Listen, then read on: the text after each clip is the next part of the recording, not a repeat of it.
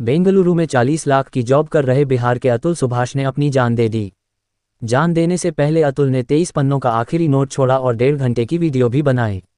अतुल ने अपनी पत्नी निकिता, सास साले और जौनपुर फैमिली कोर्ट की जज रीता कौशिक पर गंभीर आरोप लगाए। इसी बीच अब अतुल की सास यानी निकिता की मां का इस मामले पर पक्ष सामने आया है। निकिता सिंघानिया की मां और अतुल सुभाष की सास ने हमारे सहयोगी आज तक से फोन पर बात की।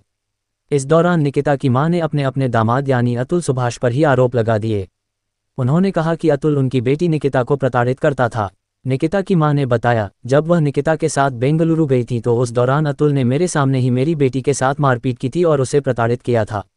उसके बाद अतुल ने मेरा और बेटी का टिकट करवा और हमें वापस जौनपुर भेज दिया।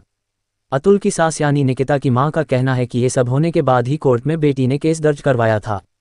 बता दें कि निकिता का भाई यानी अतुल का साला फिलहाल इस मामले पर कुछ भी बोलने के लिए तैयार नहीं है। अतुल सुभाष की सास और निकिता की मां इस समय जौनपुर में ही हैं। निकिता कहाँ है, इसका पता नहीं है। माना जा रहा है कि वह दिल्ली में ही है। निकिता के परिवार ने कैमरे पर आने से मना कर दिया है।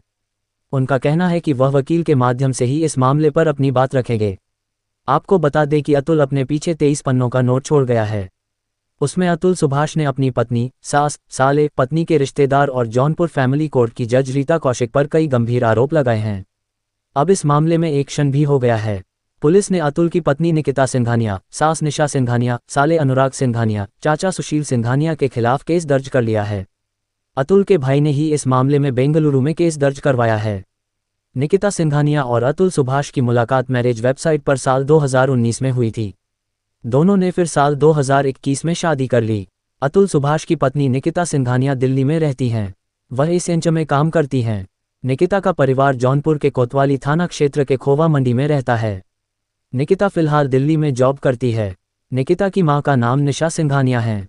वह एक हाउसवाइफ हैं। निकिता के भाई की घर के पास ही कपड़े की दुकान है। अतुल सुभाष की शादी यूपी के जौनपुर की रहने वाली निकिता सिंघानिया से साल 2021 हुई थी। शादी के बाद दोनों के बीच खटपट हुई और निकिता वापस अपने घर जौनपुर आ गई। जौनपुर वापस आने के बाद निकिता ने पति और ससुराल वालों पर दहेज उत्पीड़न और घरेलू हिंसा का केस दर्ज कराया। अतुल ने आरोप लगाया कि पैसे ऐंठने के लिए उसकी पत्नी और ससुराल वालों ने साजिश रची और उनके परिवार वालों को झूठे केस में फंसाया दिया।